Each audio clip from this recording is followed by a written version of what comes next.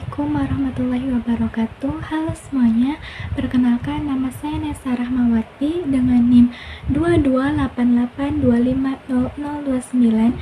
Di sini saya akan mereview buku tentang pengantar ilmu sejarah Kunto Wijoyo, dan bab yang saya akan review adalah bab 1.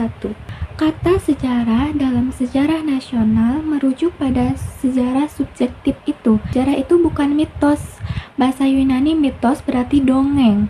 Mitos menceritakan masa lalu dengan waktu yang tidak jelas dan kejadian yang tidak masuk akal orang masa kini.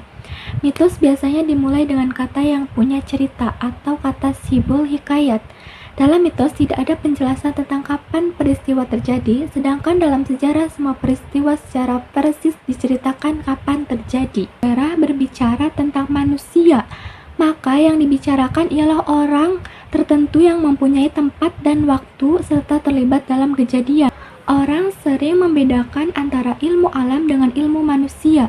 Di satu pihak, ilmu alam bertujuan menemukan hukum-hukum umum atau bersifat nomenklatif, sedangkan sejarah berusaha menuliskan hal-hal yang khas. Sejarah berbeda dengan sastra setidaknya dalam 4 hal. Yang pertama, cara kerja, dan yang kedua, kebenaran, ketiga, hasil keseluruhan, dan keempat, kesimpulan. Sejarah hanya bercerita tentang manusia, akan tetapi juga bukan cerita tentang masa lalu manusia secara keseluruhan. Bangunan Belanda tidak penting, tetapi gedung dansa di satu kota menjadi penting karena gedung itu punya makna sosial sebab merupakan contoh peninggalan.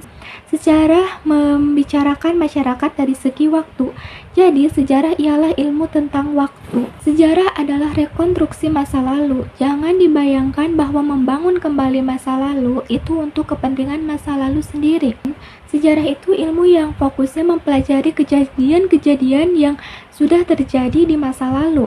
Sedangkan ilmu sosial lain seperti sosiologi, antropologi, ekonomi, atau ilmu politik biasanya lebih fokus mempelajari bagaimana masyarakat berperilaku, bagaimana sistem sosial berjalan, atau bagaimana ekonomi dan politik bekerja. Sejarah berkaitan erat dengan peristiwa yang terjadi di masa lalu, dan urutan kejadian tersebut selalu mengikuti garis waktu. Kunto Wijoyo bilang sejarah itu bukan cuma kumpulan fakta masa lalu, tapi juga cara kita memahami dan menafsirkan kejadian-kejadian itu supaya bisa dipakai buat belajar dan mengambil pelajaran.